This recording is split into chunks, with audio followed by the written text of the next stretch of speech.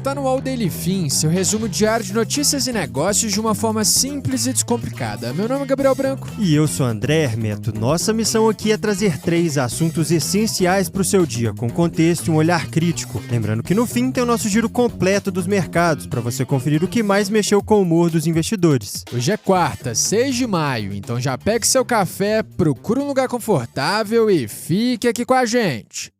Entre os destaques desse episódio na seção Empresas, veremos data centers flutuantes. Em mundo, China lança ex-projeto da NASA de mega impressora 3D no espaço. Já no Brasil, o uso diário de telas aos 5 anos atrapalha o aprendizado. E antes de começar nosso podcast, hoje o patrocinador é para você que já empreende no Brasil e sabe que tocar um negócio também significa lidar com papelada. Segundo o Índice de Burocracia da América Latina, micro e pequenas empresas brasileiras gastam em média 180 horas por ano com processos burocráticos. Isso dá 22,5 dias úteis. Na prática, é quase um mês de trabalho indo embora em tarefa que não cria produto, não fecha venda e não faz a empresa crescer. E claro que nem sempre dá para eliminar todo esse atrito, mas em partes da rotina financeira dá sim para simplificar bastante. Principalmente quando o assunto é transferência internacional, que muita gente ainda acha que vai ser sempre demorado, confuso e cheio de etapas. E é aqui que entra a nossa parceira Remessa Online. Para quem precisa enviar dinheiro para fora, seja para pagar fornecedor, aportar numa corretora global ou bancar um intercâmbio, a Remessa Online facilita o processo do começo ao fim, com câmbio competitivo, taxas claras e menos etapas. E tem um benefício exclusivo para os nossos ouvintes aqui. Usando o cupom DAILYFIN tudo junto, você garante 15% de desconto na taxa de câmbio. E para você fazer a sua próxima remessa sem burocracia e sem surpresas, o link está na descrição desse episódio. Boa, Branco. Agora voltando para nossa programação, bora para a primeira notícia.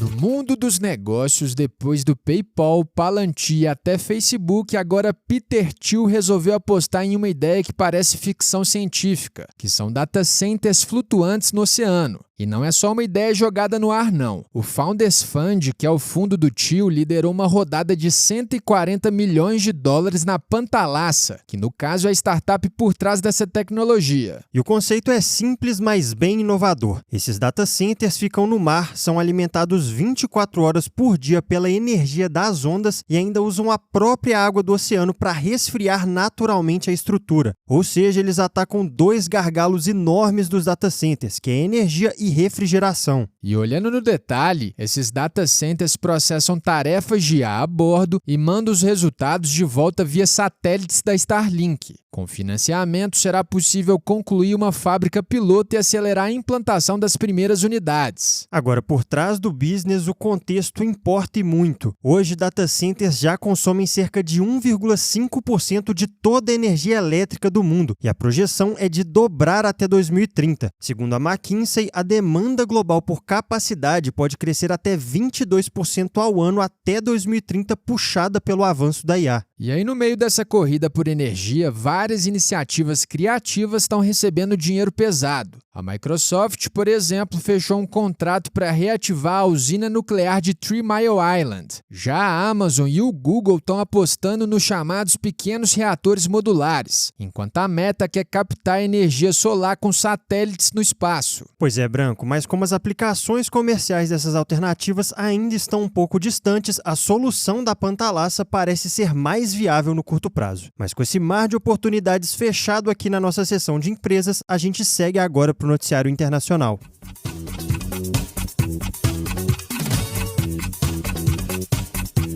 Agora, no bloco internacional, a China está avançando numa tecnologia que um tempo atrás já foi considerado um dos projetos mais ambiciosos da NASA, que é basicamente um robô capaz de construir estruturas diretamente no espaço, com movimentos inspirados numa aranha tecendo a própria teia. O conceito por trás disso é o Spider-Fab. Na prática, é como se fosse uma impressora 3D espacial pensada para montar antenas, painéis solares e outras estruturas usando fibra de carbono. Esse projeto foi desenvolvido originalmente pela NASA, mas nunca chegou a ser testado em órbita. Pois é, Andrezinho, e agora o robô chinês quer levar essa lógica adiante. Ele é capaz de fabricar juntas de montagem em 3D, o que dispensa parafusos ou cola. E quando for necessário unir componentes, a ideia é usar laser, num processo parecido com a soldagem mesmo. E entendendo por que ele é revolucionário, hoje praticamente tudo que vai para o espaço precisa ser construído aqui na Terra, dobrado para caber dentro de um foguete e só depois aberto já em órbita. Isso foi o que aconteceu, por exemplo, com partes do telescópio James Webb. Só que esse modelo tem um limite bem claro. Ele impõe restrições de tamanho, peso e ainda aumenta os custos com combustível. Com esse robô, a proposta muda. A ideia seria transportar para o espaço apenas matérias-primas, permitindo construções maiores e mais complexas. Mas por enquanto, vale dizer que os testes ainda estão acontecendo na Terra. O próximo desafio dos chineses é justamente o mais complicado: testar a montagem autônoma em microgravidade, porque uma coisa é montar aqui embaixo e outra é fazer isso no ambiente real do espaço. E no fim, esse projeto reforça a ambição chinesa de disputar com os Estados Unidos não só missões à Lua ou estações espaciais, mas quem sabe até uma possível colonização de outros planetas, como imagina o Elon Musk. Mas com esse panorama do cenário internacional atualizado, vamos direto agora para a nossa sessão de Brasil.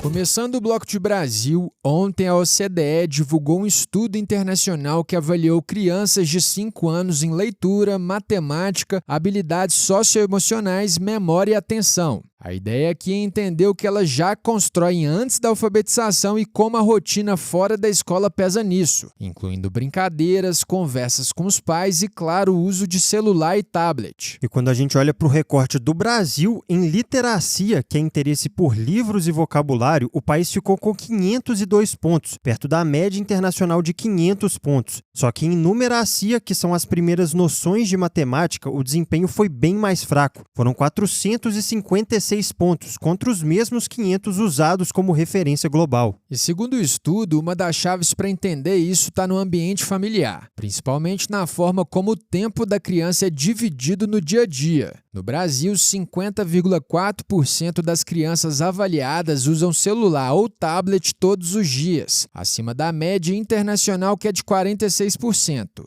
E quando os dados se cruzam, aparece um padrão bem consistente. As crianças com uso diário de telas têm notas menores nas áreas avaliadas. Pois é, e a diferença não é pequena. Em média, são 10 pontos a menos em literacia e 11 pontos a menos em numeracia. Na prática, mais tempo em dispositivo pode significar menos tempo em atividades que ajudam no desenvolvimento. E vai além das telas. O estudo também mostra uma diferença grande nos hábitos dentro de casa. No Brasil, só 14% dos pais dizem que leem para os filhos de 3 a 7 vezes por semana, enquanto a média internacional é de 54%. E isso importa porque, segundo o relatório, leitura, brincadeiras e conversas em casa estão diretamente ligados à construção dessas bases do aprendizado. E outro ponto que pesa e que já aparece desde cedo também é a desigualdade. O relatório indica que crianças de famílias de menor renda têm desempenho inferior às de renda mais alta, especialmente em numeracia. Ou seja, a diferença começa antes mesmo da alfabetização. Pois é, Andrezinho, no fim das contas, o estudo deixa bem claro que o aprendizado começa muito antes da sala de aula e que rotina, estímulo em casa e tempo de tela podem mudar esse jogo cedo. Mas com esse destaque do Brasil fechado, bora agora conferir como foi o fechamento dos mercados.